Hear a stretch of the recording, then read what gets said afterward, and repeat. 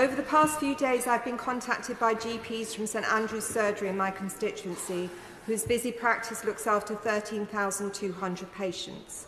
They include Dr. Katie Popplewell, who told me that the proposed increase to employer national insurance contributions is likely to cost the practice a whopping £27,000, the equivalent of 2 GP sessions a week, and that's before other staffing costs are factored in.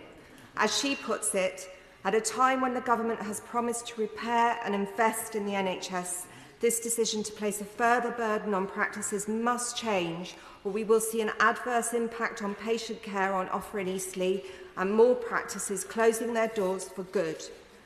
Madam Deputy Speaker, every member on these benches recognises the challenges facing the country after years of Conservative mismanagement, but I hope the Chancellor will consider exempting GPs, small businesses, pharmacies, dentists, care homes and charities from the proposed increase to employer national insurance contributions. While I was pleased to see a commitment to more funding for breakfast clubs, there was no mention of the 2-child benefit cap in the Chancellor's statement, and frankly I'm at a loss to understand why. The Conservative government trapped hundreds of thousands of children in poverty with their cruel, counterproductive 2-child limit.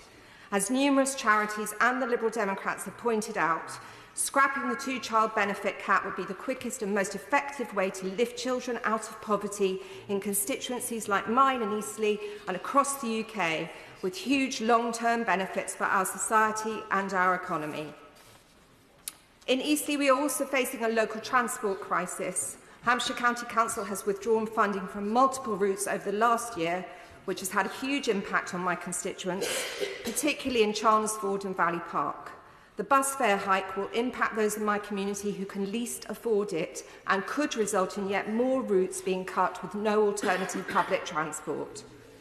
Finally, Madam Deputy Speaker, there are also thousands of women in my constituency who were born in the 1950s and impacted by the DWP's failure to communicate changes to their state pension age.